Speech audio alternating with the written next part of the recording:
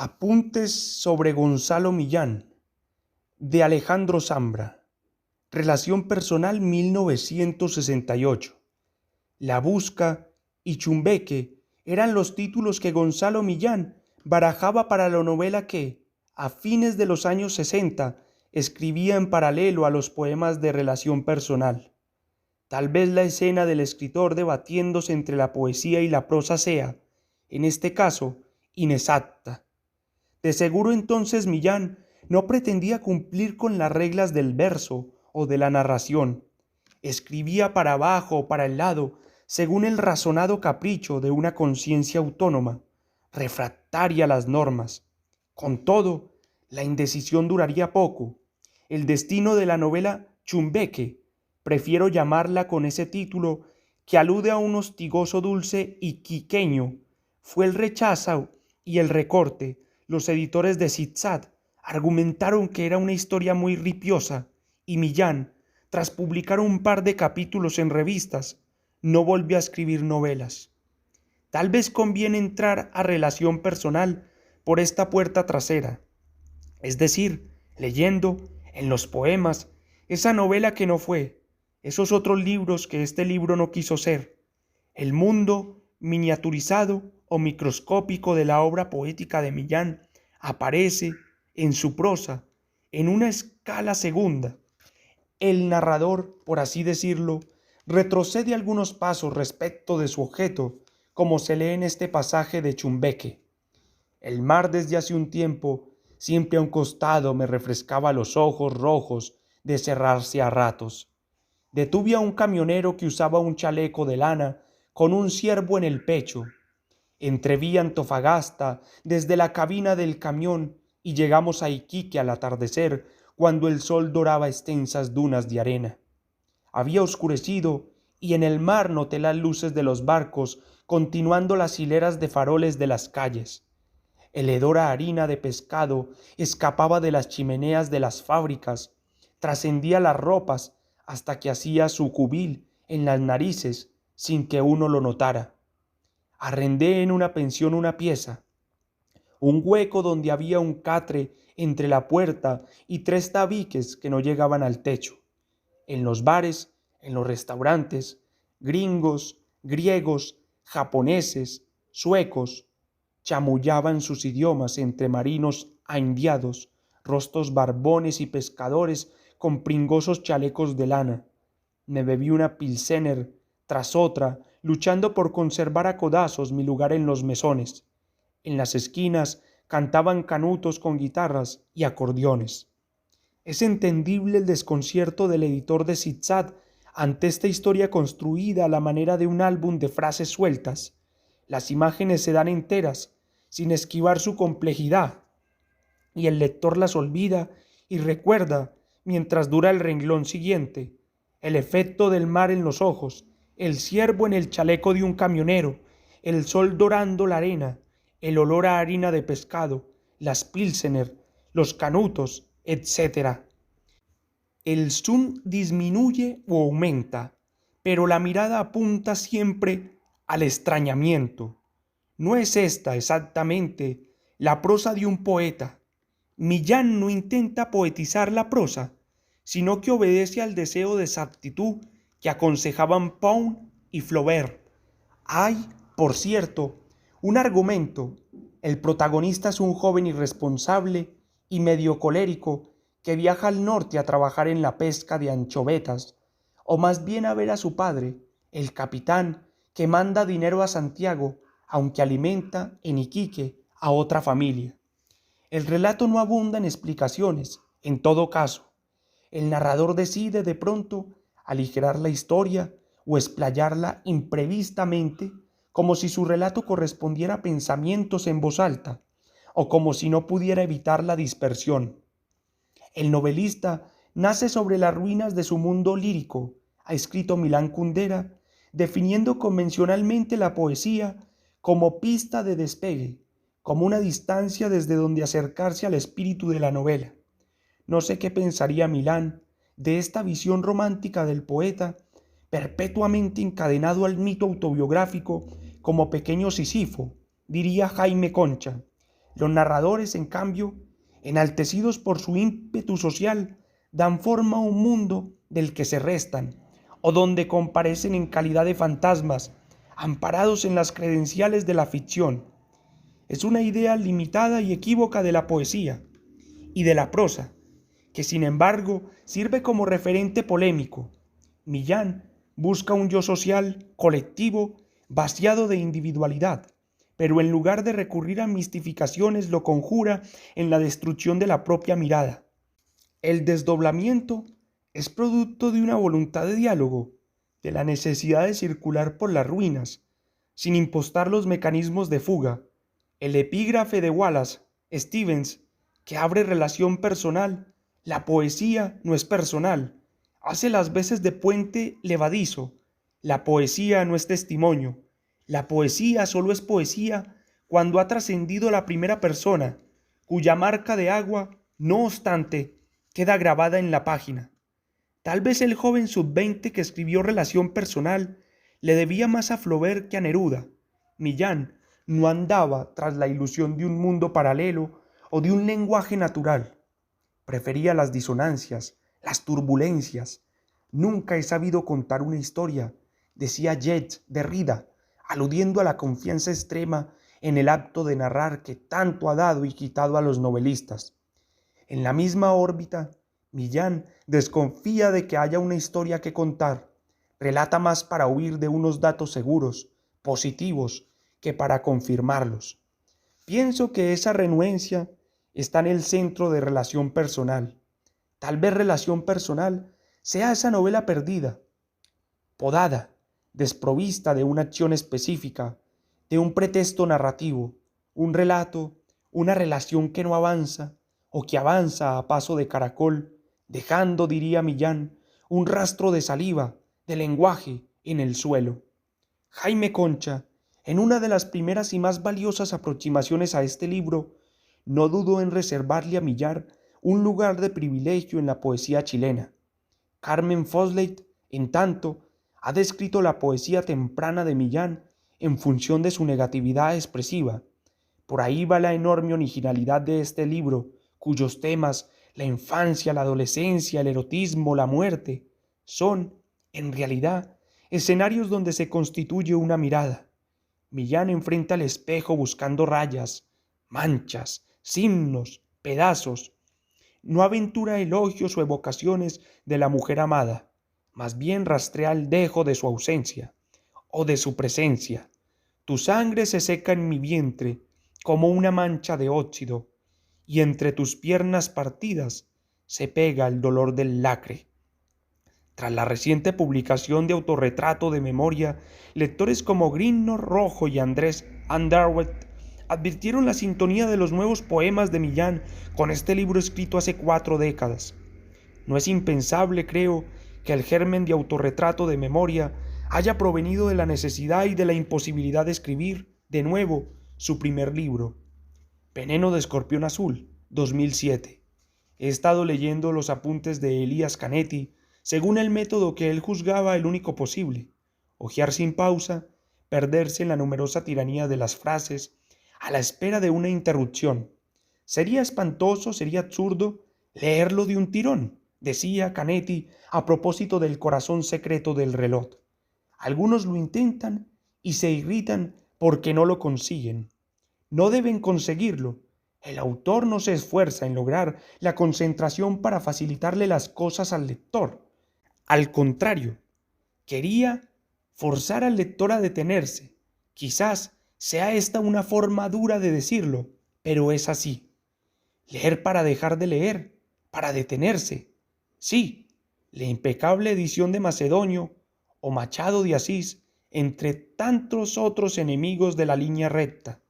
Pero la risa de Canetti suele ser inversa, elegíaca.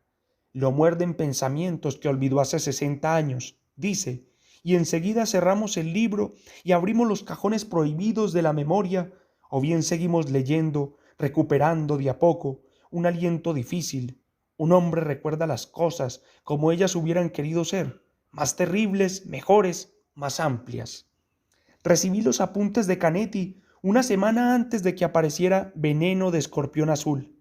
el diario de muerte de Gonzalo Millán, un poeta que bien podría haber escrito algunas frases de Canetti. He leído ambos libros de forma simultánea, salteando a Canetti y siguiendo, en cambio, 2 veces, la línea recta que va desde el 20 de mayo de 2006 hasta 12 días antes de la muerte de Millán, el 14 de octubre del mismo año, el año pasado, me digo, en voz alta, como resolviendo una ardua operación matemática. Es inquietante leer un diario escrito hace menos de un año. Es raro saber que hace exactos 12 meses, el 22 de junio de 2006, Millán despertó a las 8 de la mañana y tras comer su cotidiana galleta de marihuana, escribió: «Nada se me escapa, pero no me lo creo. No me sucede a mí. Niego 3 veces esto mientras la tos me destroza». Decía que he estado leyendo los apuntes de Canetti y Veneno de Escorpión Azul, de seguro buscando o esperando una zona de confusión. Escribo ahora desde esa confusión, desde ese deseo de frases solas, en prosa o en verso. Canetti, una frase sola es pura, la siguiente ya le está quitando algo. Leo, por ejemplo, que Millán se despide de sus lápices y voy a Canetti y busco en el índice la palabra lápiz y encuentro frases que describen mucho mejor que cualquier reseña lo que pasa en Veneno de Escorpión Azul, lo que pasó en la vida de Gonzalo Millán. Transcribo algunas de esas frases solas. Al borde del abismo, él se aferra a lápices. El último lápiz ha sido devorado. Sobre todo esta, el lápiz, su muleta. Y esta, lo arrojaron fuera del mundo con todos los lápices.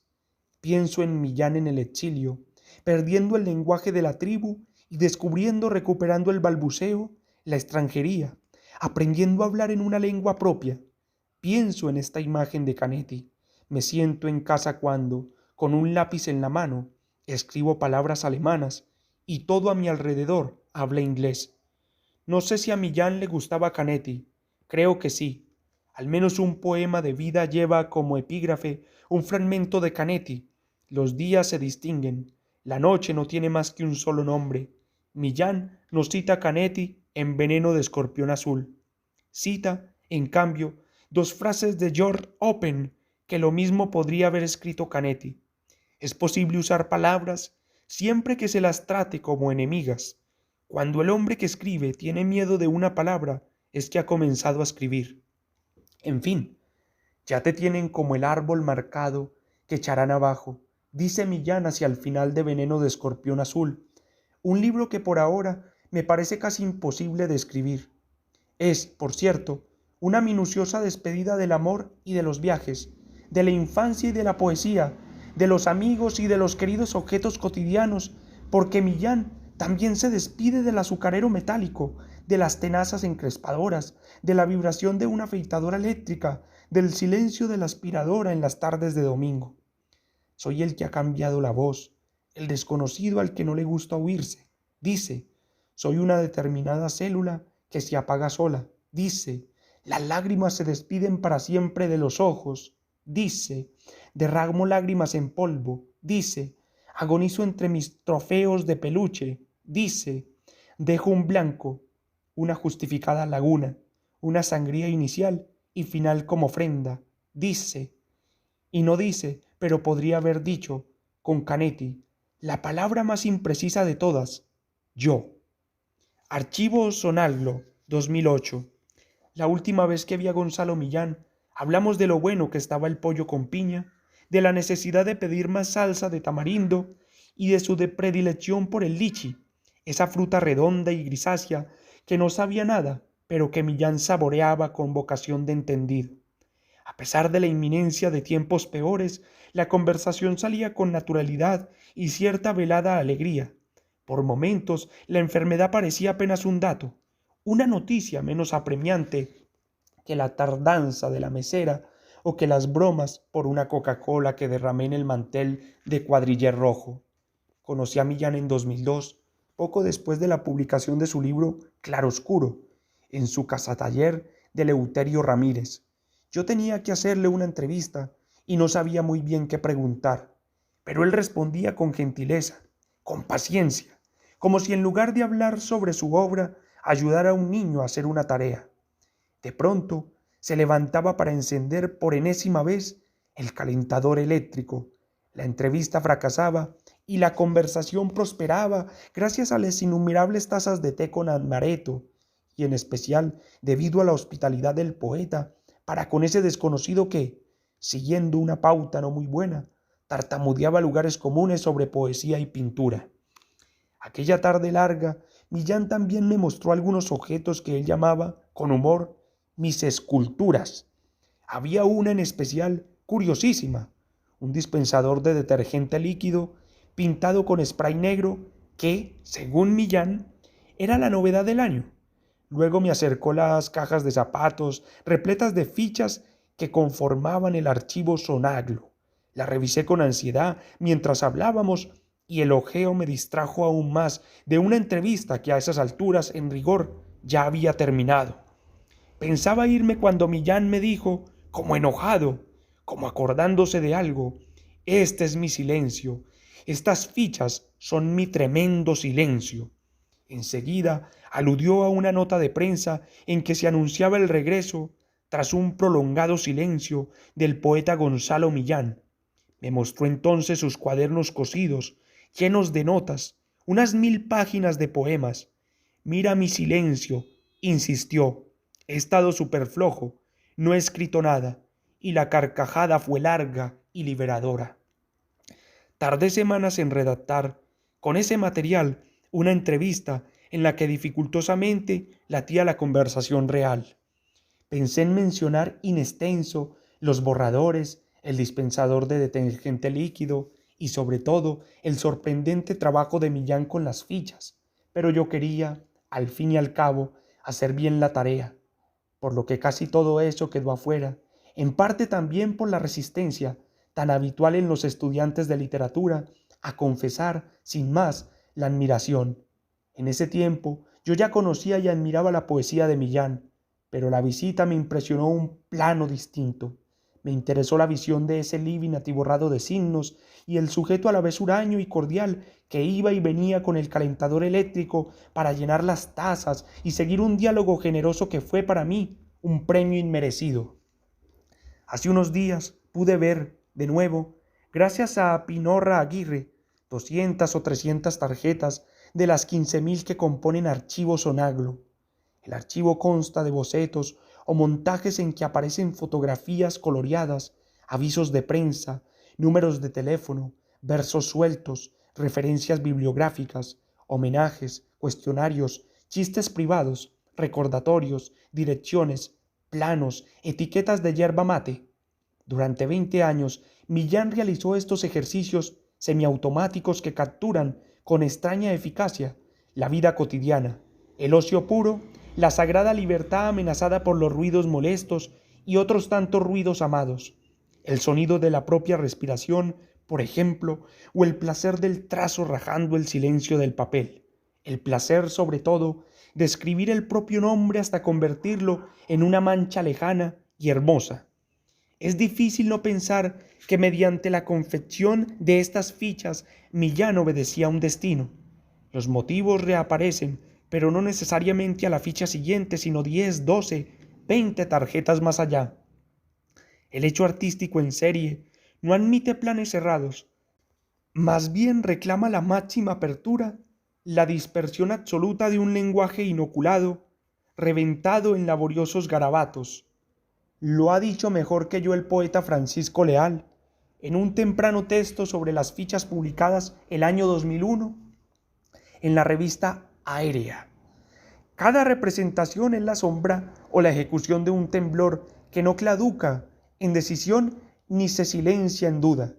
De ahí la necesidad intransable de que el trabajo plástico de Millán se presente en series, una sucesión de trabajos similares y distintos, donde una ficha remite, de remitente, como si entablaran un diálogo secreto, a otra, a la anterior, a la siguiente, a la subsiguiente, anulando, a lo menos ensombreciendo, cualquier intento de unidad, sustancia o identidad. El arte está en el paso, en la invisible juntura de esos elementos aislados, acaso en el roce de las tarjetas al barajarlas, en el temblor que queda escrito, el del trazo y también el pulso de la mano propia ante estos documentos ajenos. Las fichas, en un sentido, constituyen el reverso de la poesía de Millán, pero esta afirmación es, desde luego, engañosa. El poema no es una ficha pasada en limpio, ni mucho menos. Son facetas distintas y solo a veces antagónicas de un desarrollo mayor. En aquella antigua entrevista, Millán dijo que alternar la poesía visual con la poesía tradicional era como escribir con ambas manos. Pero no es la mano izquierda la de las fichas y la derecha la de los poemas. Verlo así sería falso, pues la idea era que una mano confundiera la otra, que las palabras dibujaran y los dibujos escribieran. Lo que ambos aspectos de la obra de Millán tienen en común es, fundamentalmente, el temblor, la huella de lo intraducible. Pinorra Aguirre ha revisado con paciencia y lucidez este material valioso y casi inabordable para conformar Archivo Sonaglo, un admirable registro en video del trabajo de Millán. Me gusta la velocidad con que pasan las fichas, la cámara acelerada o bien se queda en algunas imágenes cruciales, pero el criterio escapa, finalmente, a todo reduccionismo. Hay señales, pero no hay interpretaciones ni simplificaciones. Por el contrario, Pinorra ha conseguido recrear el espíritu anárquico de la obra. Dos movimientos se cruzan de manera muy fina y radical. De un lado vemos a Millán, el enfermo del mal de archivo que decía Derrida, rayando las fichas y ordenándolas en las cajas de zapatos. Del otro lado está Pinorra, desclasificando, eligiendo, procediendo con benjaminiana melancolía, juntando las partes de un todo que no llegará. La música de Diego Aguirre hace el resto, y el resto es mucho. Las imágenes, las palabras y la música colaboran para conseguir 20 alucinantes y alucinados minutos que los lectores espectadores de Gonzalo Millán solo podemos agradecer. Es bueno saber que los libros de Millán circulan bien y que incluso su obra visual va encontrando o creando un público. Es bueno saber que la fidelidad a la escritura tiene sentido.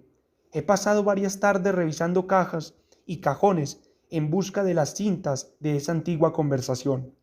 Son 2 casetes chicos marca Sony que transcribí de forma parcial, rebobinando algunas frases y adelantando, sobre todo, mis balbuceos. No los encuentro, pero me gusta pensar que no los perdí, que me esperan en algún rincón de la casa, que pronto escucharé ese diálogo, ya no para decir o escribir algo coherente, sino por el puro gusto de recordar a Millán. Julio 2016, diciembre 2008.